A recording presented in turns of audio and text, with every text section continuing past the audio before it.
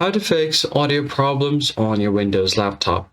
Hey guys, welcome back to the channel. In today's tutorial, I'm going to show you how you can easily fix your audio problem on your Windows or HP laptop. So the first thing you want to go ahead and do is head over to the Start menu and then search for Settings. Hit Enter, and once you go to the settings, from the left-hand side, you're going to go over to System, scroll down until you find Audio. If this is right on the second one, tap on it, and then from here on your output device, make sure that your speaker is selected, or if you have multiple output devices like your headphones, make sure the one that you want is selected.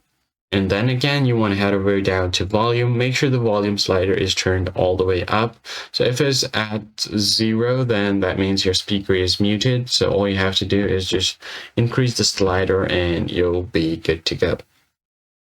After doing so, you want to scroll down here and you'll find the Troubleshoot Common Sound Problems. You want to go over to Output Devices, click on it, and then it's going to open up the troubleshooter for you.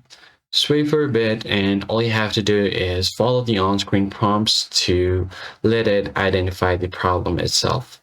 So it's going to ask you for some permissions. Then you just have to allow it to run the troubleshooter. So once that is done, you want to scroll down and go over to More Sound Settings. Then from here on the left-hand side, you'll find your output devices. Make sure that the only one that you want is enabled. Make sure you go to Speakers, right-click on it, and then you have it enabled. So if you see a disable option, that means it has been enabled. It will have this green check mark. Then you can disable any other devices that you are not using currently. Once that is done, go to Sounds, and then from there, make sure that all of these sounds that you want are turned on as well. Then once that is done, you can just go ahead and restart your device and see if that works. Now the final step you can do is go over to Services and hit Enter. Once you go over to Services, you want to find Windows Audio. So let's just go ahead and scroll down here and find Windows Audio. Now just go ahead and type in W and then find Windows Audio from here.